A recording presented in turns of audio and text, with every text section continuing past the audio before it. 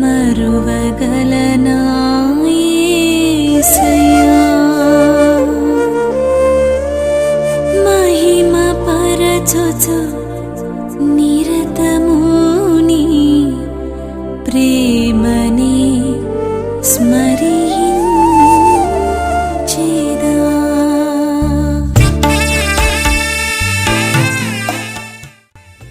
ప్రేమామయుడైన యేసుక్రీస్తు నామములో మీ అందరికీ శుభాలు వందనాలు తెలియజేయచ్చు ఉన్నాను.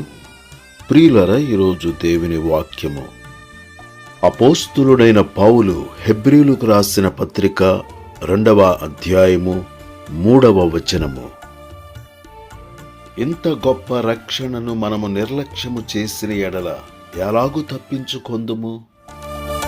మధురమైన నీదు ప్రేమను మరువగలనా యేసయ్యా, మహిమ పరచుచు నిరతము నీ ప్రేమనే స్మరించెదా. ద్రాక్షారసధారల కన్నా నీ ప్రేమే మధురము, ద్రాక్షారసధారల కన్నా నీ ప్రేమే మధురము.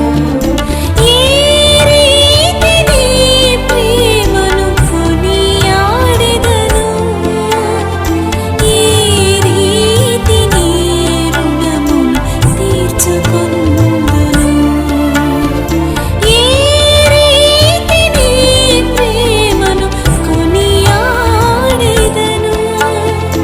ఏ రీతి నీ రుణమును తీర్చుకొందును. ప్రియులరా, సర్వలోక రక్షకుడైన యేసుక్రీస్తు ప్రభువారు కలువరి శిలువలో ప్రజలందరినీ పాప విముక్తులుగాను, శాప విముక్తులుగాను, మరణ విముక్తులుగాను చేయుటకు ఆయన మనలను ప్రేమించి మన స్థానమును ఆయన తీసుకొని, మన పాపమును ఆయన తీసుకొని ఉన్నారు, మన శిక్షను కూడా ఆయన తీసుకొని ఉన్నారు, మన శాపమును ఆయన తీసుకొని ఉన్నారు, మన మరణము కూడా ఆయన తీసుకొని కలువరి శిలువలో ప్రాణము పెట్టి ఉన్నారు. ప్రతి ఒక్కరూ యేసు శిలువ చెంతకు వచ్చి పశ్చాత్తాప హృదయముతో తమ పాపములను ఒప్పుకొని నీతిమంతులుగా మార్చబడి నిత్య జీవమును పొందుకొనవలెనని నిత్య రక్షణను శిలువలో సిద్ధము చేసి ఉన్నాడు. నా పాప శిక్షను భరించిన యేసయ్యా, నా వ్యాధి బాధలు సహించిన యేసయ్యా,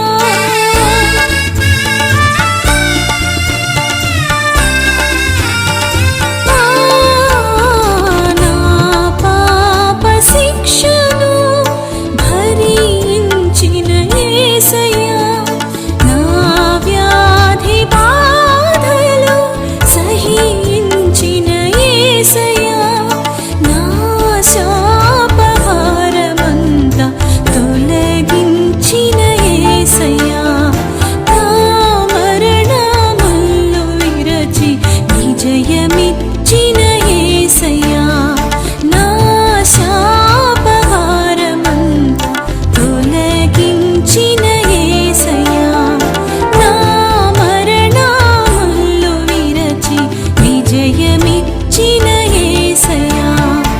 ఏ రీతి నీ ప్రేమను కొనియాడెదను, ఏ రీతి నీ రుణమును తీర్చుకొందును, ఏ రీతి నీ ప్రేమను కొనియాడెదను, ఏ రీతి నీ రుణమును తీర్చుకొందును. ప్రియులరా, శిలువలో రక్షణ సిద్ధముగా ఉన్నది. కోరుకున్న వారికి రక్షణను ఆయన ఇచ్చు దేవుడై ఉన్నాడు. నమ్మి బాప్తిస్మము పొందినవాడు రక్షింపబడును, నమ్మని వానికి శిక్ష విధించును. ఇంత గొప్ప రక్షణను మనము నిర్లక్ష్యము చేసిన ఎడల ఎలాగూ తప్పించుకొందుము? ప్రియ సహోదరి సహోదరుడా, ప్రియ స్నేహితులారా, ఈ వాక్యము ద్వారా దేవుడు నా జీవితమును మార్చి ఉన్నాడు. పశ్చాత్తాప హృదయముతో నేను నా పాపములను ఒప్పుకొని విడిచిపెట్టి ఉన్నాను. యేసుక్రీస్తునందు విశ్వాసముంచి మారు మనసు పొంది బాప్తిస్మము పొంది రక్షణ భాగ్యమును పొందియున్నాను.